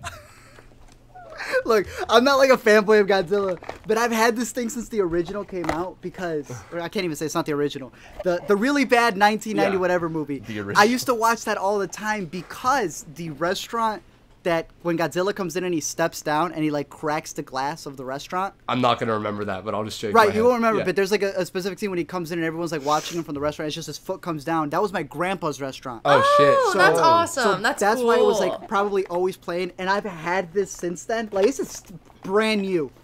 So every time I just think of Godzilla, I just think back to this Godzilla. That you just I don't even have. know why it's something that I just have there. And this is so wrong. But you can stick your hand inside the Godzilla. And it's like, The yeah. camera's over there. The camera's that way. Tail? And Oh. you put it in there, of course, because then. Oh, can you make it talk? Oh dang, this is too old. The batteries are out. Damn. But yeah, it roars. It does the growl. Oh, that's dope. Oh, That's that's awesome. cool. Yeah, that is So- cool. Yeah, it's my collector's edition right there. You can find it at atcshop.com. Do we want to circle back into Titans? Did you have some thoughts on that? I have a lot of thoughts on Titans. Alex a lot. has I want to hear very what you many guys thoughts think. on I want to hear Titans. what you guys think. Do you guys want to go first, or do you want me to the blab? Because I'll blab. He'll go for 45 minutes if you let him. Did you watch this trailer? Yes, I did. Personally, I think it's a little over the top. Okay. Just a little bit. Yeah. No, The sound design when he cracks the neck sounds like he just crushed 1,000 bones at once. Yeah. And the Batman line to me was a little like,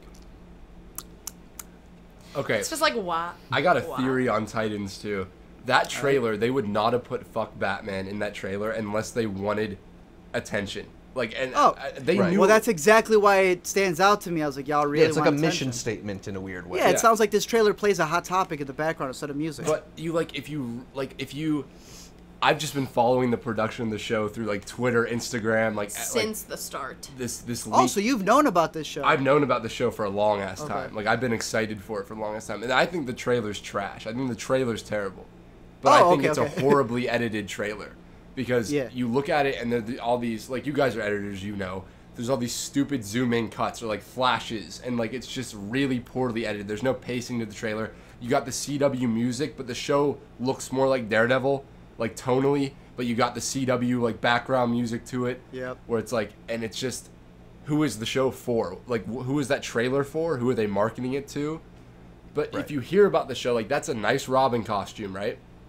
Everyone who's worked on the show and people have seen like the pilot of the show because they screened the pilot. There's like a bunch of Google Titans pilot summary, like that Starfire outfit that everyone's like shitting on saying it's horrible. That's just because she's coming from like a 60s dance club, apparently. Yeah, there's just no context for there's any no of context, it. and they're running with the negative publicity, I think, because it's getting attention. Like, they're not saying, oh, this is what Starfire's going to look like by the end of the show. Right. Like, Dick Grayson, because if you watch that trailer, it seems like Dick Grayson straight up snaps that dude's neck and shoots 4 people. But then, I was on Twitter doing, like, you know... Oh, no, man, that's what I saw, man. I saw him with a gun shooting 4 people. Me too, that's what I thought. I watched it, and then I watched it back, because some guy recommended to do this, because I was tweeting about it. I was, like, tweeting all day about Titans. Watch it back at, like, half playback speed, and it's just the worst editing I've ever seen. What happens is he stabs the guy in the shoulder, right? He takes the gun, and he shoots the gun up in the air to discombobulate them, and then he comes and he breaks the dude's jaw. Because you look at it, he doesn't step on his neck, and he's not dead afterwards. Like, he moves. He fucking, like, twitches a little bit. And then, like, WB said, like, somebody reached out to W, and they said, like, no, he doesn't kill people. Like, at ComicCon. Jeff Johns, during an interview, said, no, he doesn't kill people. He has done his heavy research. My heavy research. Heavy research. Because why... Okay, business... I'm really passionate. I'm sorry, guys. I'm sorry. But why would you base your whole entire freaking streaming service off a show that looks as bad as that trailer is? That's what I'm saying. And so I don't believe, and they already ordered 13 episodes. It's not like they're going to drop the pilot, or like they already had enough confidence that there's 13 episodes of the show that people watch it. They're making a Doom Patrol spin-off show, which is like where Beast Boy comes from. I don't even know about the Doom Patrol, and I'm a huge fucking nerd. We got a Swamp Thing show, all spinning off from Titans, like all from this one show. And then Jeff Johns, like the head of this streaming service, and was the head of DC, like I think he was the head of DC Entertainment, and now he's not. He was like, Oh, for real? Yeah, now he's like a screenwriter, and he's a different person for Warner Brothers now. He's not the head of DC Entertainment. Jim Lee's the head of DC Entertainment now. Okay. So, but he's like a major part of the service, and he wrote half the episodes, and he wrote Teen Titans for years. Mm-hmm. So, like, unless everyone is just on their fucking, like, trash game, I think that trailer was just really bad. It was meant to get attention. It was, that fuck Batman line could be played up for edgelord comedy in the show. Like, we don't know. It's just a trailer. Yeah. So my thoughts are, like, everyone needs to, like, wait till they show more, or just wait till the pilot drops. Because I think they gotta edit better trailers, man. I don't know about that. Yeah, I know. Well, they also released that statement that was like, the tone that is portrayed in the trailer is not representative. Yeah, that's what of Jeff the tone Johns of the said. entire He said the show's not like that. Which is odd that they would release a trailer in that tone. Well, he was like, of course, right? You know, like if it doesn't represent the show, then why are you releasing? Maybe cut it. Bro, I was like going to a restaurant. They gave me a hamburger. I was like, I know that tastes like crap. Look. It's not representative of all our hamburgers. Yeah, exactly. It's just the one. Yeah, exactly. It's very odd. I just feel like the trailer made it look super cheap, but obviously it's not cheap. Do you see that Robin costume is better than like anything on the CW? Didn't you say it was? How much did you say it was? They said the Robin costume cost like $500,000. Like an Iron Man suit. It costs as much as a real Iron Man suit. I think they got. I don't even know. I don't want to say stuff I'm wrong about, but like they definitely got some costume designer who's worked on like movies before, like superhero movies. I don't know who. I don't want to name names because I don't know. See, well, that's the thing. If they're spending this much, show that. Yeah, I know, exactly. Show that. And then it's so dimly... I don't even know if it's color correction. It probably is because it has this blue tint, this whole trailer. This ugly blue tint. Makes it look shitty. I can't see that the Robin costume, which they displayed at Comic-Con, is bright red. Like, you look at the images and it's all this dark, edgy shit. But why would they design a bright red costume? You have motherfucking Beast Boy in the show. Yeah. Like, it's not going to be this, like, edgelord F Batman thing. It had to be on purpose. That's my theory. I think it just had to be on purpose. Like, how can you fuck up that bad? You know what I mean? Like, how could you... It's just like... Like, as DC... I mean, not that they don't have a history it's like of fucking up, but... BVS got shit on for Batman killing people, being too dark, being pretentious, and everything people are critiquing Titans for. It doesn't seem like they'd make the Titan show that tone all the way through unless they are complete idiots. And Jeff Johns isn't an idiot. Like, he's written great comics. He's like... he's a legend. Yeah, exactly. And he wrote episodes for the show. Reverse psychology. Suicide Squad's first trailer was so cinematically look at this, it's going to be this great thing. And then that's not what we got. So you're saying pull a gnome thing where... what was the gnome movie, Zach, that just came out? What'd you say? I don't know.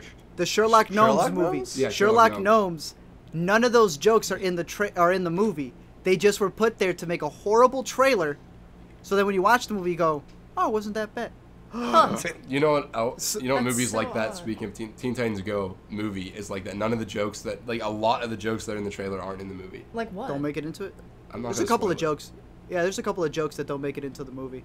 Did you see it? Yeah. Oh, nice. Wait, I thought you said you didn't see Teen Titans Go. To the movie. I see everything. Yeah, I know, but you said not to spoil it. You said not to talk about it yet. Do we have that conversation? Did I imagine that? I think you imagined that.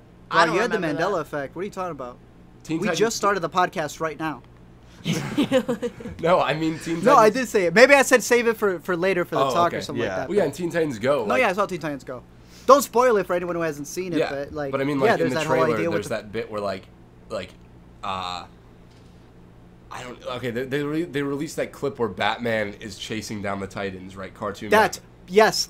And he's Don't spoil talking. it. But yes, Yeah. that specific thing where he says titles. Yeah, but That it's, wasn't it's in not. It's in the movie. It's not like Oh that. yeah. It's not as funny There's in the also, movie. Yeah. There's also Don't spoil it. I'm just not gonna. Yeah. I'm gonna be. But anyways. I don't know if I couldn't spoil it if I. Yeah. Yeah. Yeah. I'm But just to not wrap up gonna. your Titan thoughts, what your final sentences think- on Titan in just general? I think it was a really bad trailer. It was a bad. I don't even know if it's a bad marketing move because look what we're doing right now. Yeah. Look what we're doing right now. We're talking about it. It got us talking. Yeah, But we haven't signed up yet.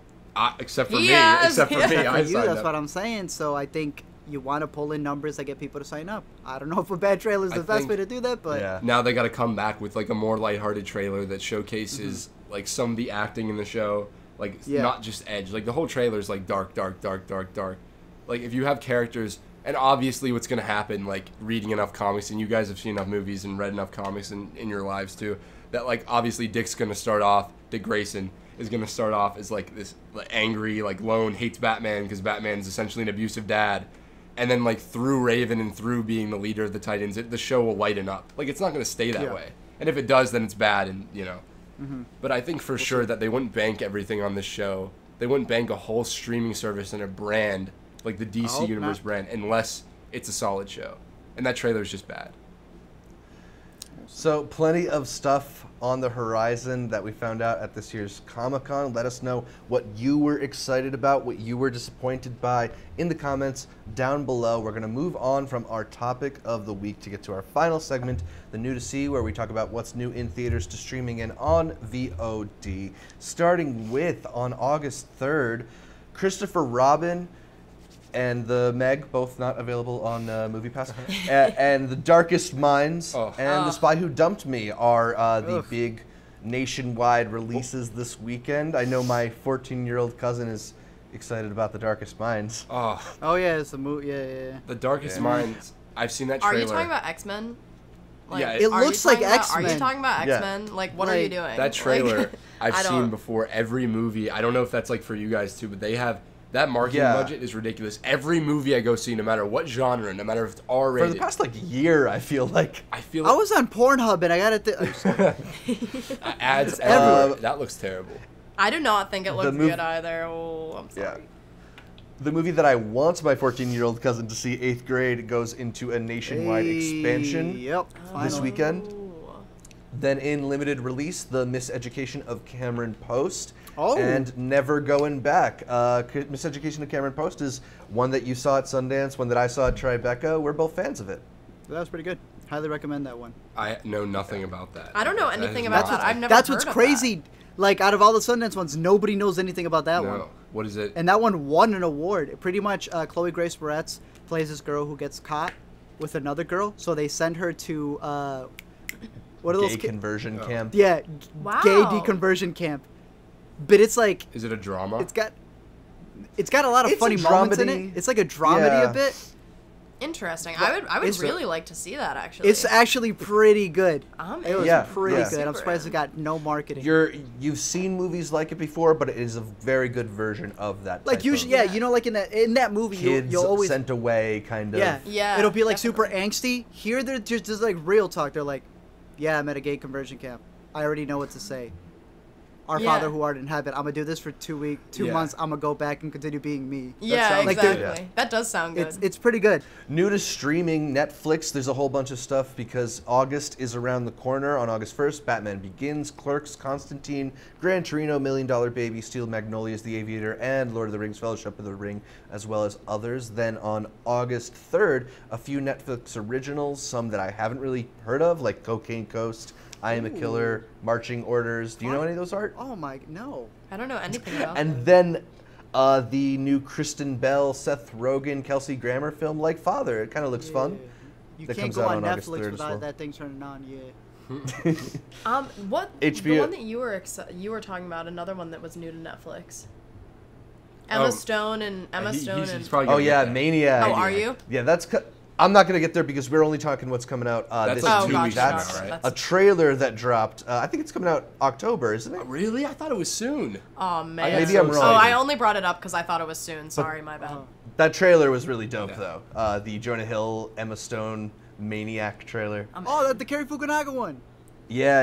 Oh, okay. There we Oh, go. it all comes full circle. Circle, yeah. There we go. Comes full circle. On HBO Go and now, August 1st, 17 again, The Blind Side, Fargo, The Fugitive, It's Complicated, Kiss Kiss Bang Bang, Super Troopers, and The Terminal. A bunch of good movies worth catching up on there. And then on August 4th, they're premiering last year's Oscar nominee, The Three Billboards Outside Ebbing, Missouri. It's one of my favorite films from last year. She loves that. I too. loved it. She loved it. I loved It's it. so I've seen good. it like So 4 or good. 5 times.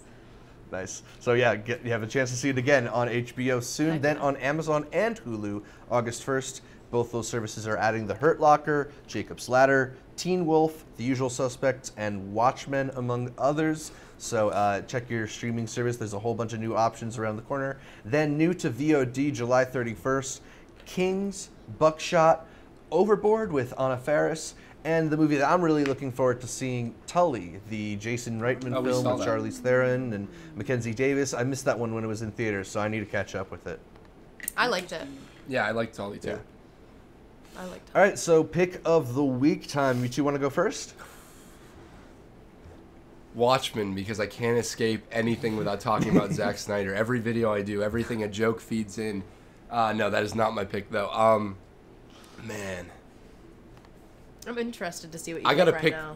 Does it have to be from that list, or can I pick something that's like ongoing right now? You can Anything. pick anything. Okay, We Sharp. usually like doing one in theaters and then one at home. Okay, in theaters.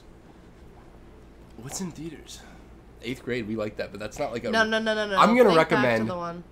Wait, that's not even coming out. That's already out. Could I say Teen Titans Go? It's in theaters. No, What? don't do Yeah, that. Don't. that's I in feel like that's settling. I feel like you have something more to say. Oh, Don't man. settle. Hold on, I'm getting called on my shit. I know what your at-home one's gonna be. It's gonna be the same as mine.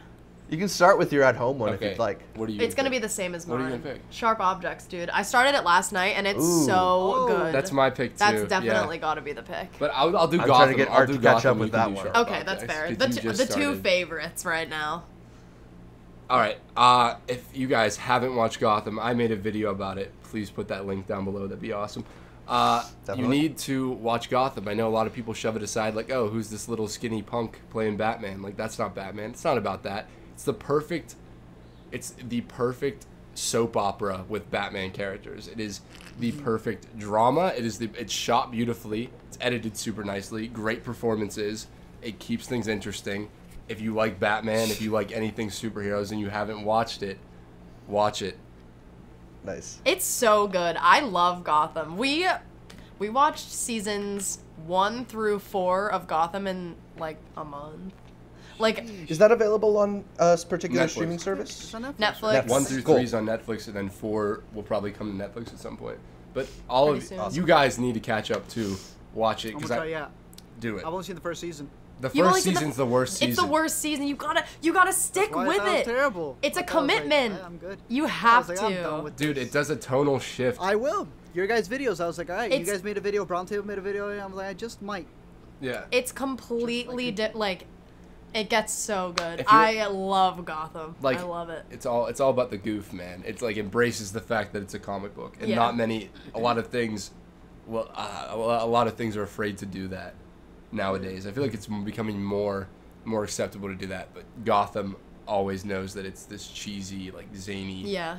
insanely violent sometimes. It was it's very like true to what it wants to be, and I think that it's awesome. I think that it's awesome because of that, but I think that it might not appeal to everyone because of that as well. You know what I mean? Right. Yeah. But so Attic, it's Gotham great. And Sharp Objects. I've seen a couple episodes of Sharp Objects. I wanted to recommend it. I don't hate it. You don't hate it? I've read Sharp Objects, the book. I haven't. I adore the book. I didn't read the book. I wanted to. I almost did. That may be my thing because I said the same thing about Gone Girl. I'm 3 episodes into Sharp Objects. I don't know how many you guys are in. I'm only 3. I missed the fourth one. Fourth one was last night, I think. So, like, I'm enjoying it. I'm liking it. I'm digging it. But my pick for the week ended up being something completely on the opposite side.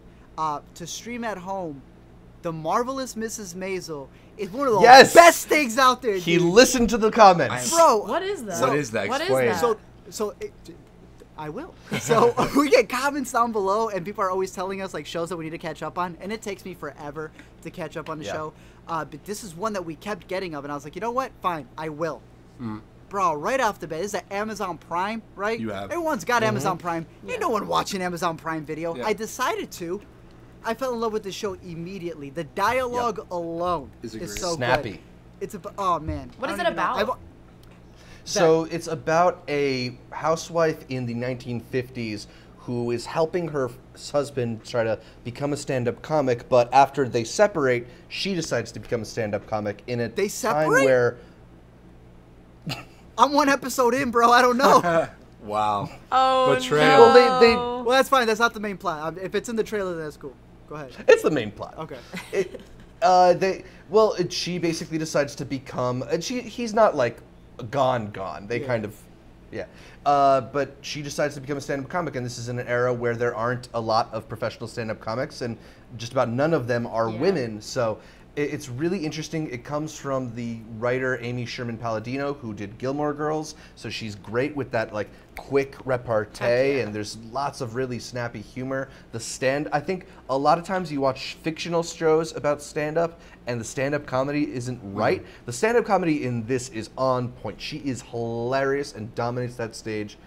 I've seen the whole first season. I cannot wait for season 2. So I'm glad you're finally on. We should. I'm glad you're on Mrs. Maisel hype train. We'll pick that one up. I'm like 35 minutes into episode 1, and it's it was already good your enough pick for of me the to week. recommend it. Already my pick of the week. Yeah. Prematurely. Yeah. But yeah, I would have that for streaming, and then if you're going to theaters and you're able to get the Miseducation of Cameron Post, then definitely check that one out if you can. Nice.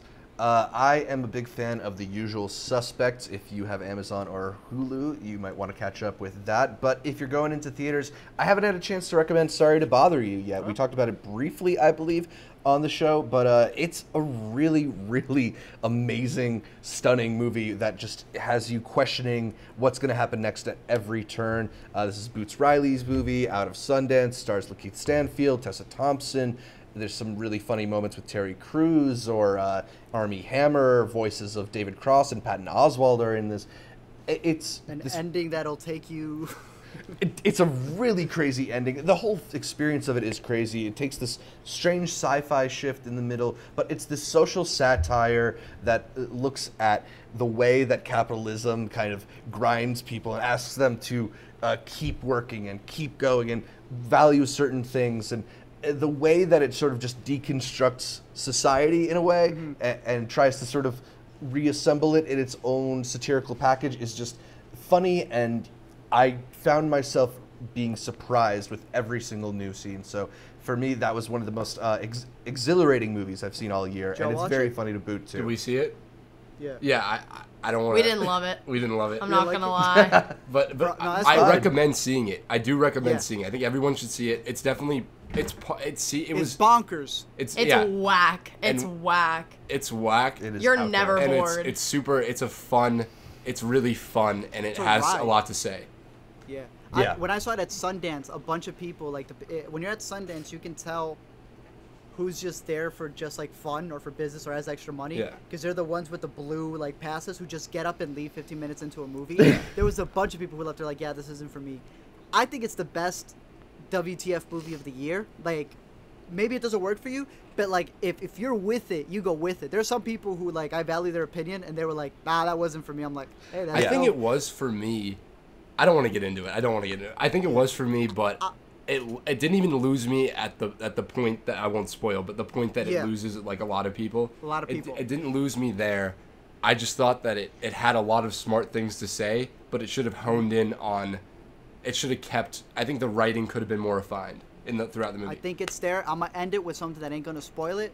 But there's a group called Left Eye, right? Who's got something over their left eye? Yeah, I'm gonna let you theorize on that.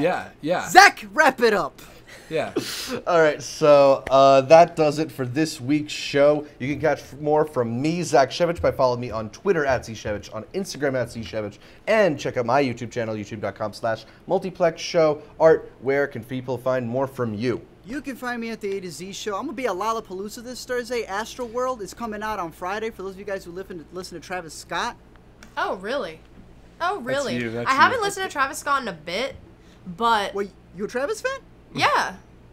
Bro, Astro World's dropping this week, and Travis is gonna be there at Lollapalooza. So I'm pretty sure. Yeah, I'm seeing him Saturday at Osheaga. Oh, for real? That's exciting. Yeah. I'll probably listen to it. They're trying to leave the show. Oh, I'm sorry. End it. No, but yeah, he's got his thing coming out. So if you're gonna be at Lollapalooza, don't look for me because I'm just gonna be listening to Travis Scott. I'm gonna be completely dehydrated out on the sun. It's my first Lolla, but you can find me at the A to Z show, Twitter, Facebook, Instagram, YouTube, and you can definitely find these two as well as their whole village. We had a whole conversation beforehand. Our village. It's their whole village that makes up HiTopFilms. Go ahead. YouTube.com/HiTopFilms. That's pretty much HiTopFilms Twitter, @gmail.com. Everything HiTopFilms. Everything is HiTopFilms. If it's a social media, we probably have it. HiTopFilms, HITOP Films. There you go. And all their stuff will be down below in the description. And we'll definitely have them back on soon. Maybe when the new DC movie comes out, Aquaman. When does Titans come out? Titans comes out, I think, in the fall, like soon, like in the next 2 months. So whenever that comes up, you'll definitely be seeing these guys. Cool. Heck yeah. Nice. And, Thanks. Yeah, absolutely. You can listen to every episode of the Intercut podcast on iTunes, SoundCloud, your favorite podcatcher. I like Overcast. And then make sure you're subscribed not just to the audio podcast, but to the video feed as well over on our YouTube channel, youtube.com/intercutpod, where you can catch our bright, smiling faces as we break down the latest happenings in the entertainment industry every week. Find new episodes of Intercut on Tuesdays, and also like our Facebook, our Instagram, our Twitter. All of them are at IntercutPod to get updates throughout the week from me, from Art, from all of our guests. I'm retweeting out a bunch of thoughts there, so it's a great place to stay connected to the movie world. But one last time, thanks again for tuning in, and until next time, Gucci! And the Meg. And the Meg. That was slick. And the Meg.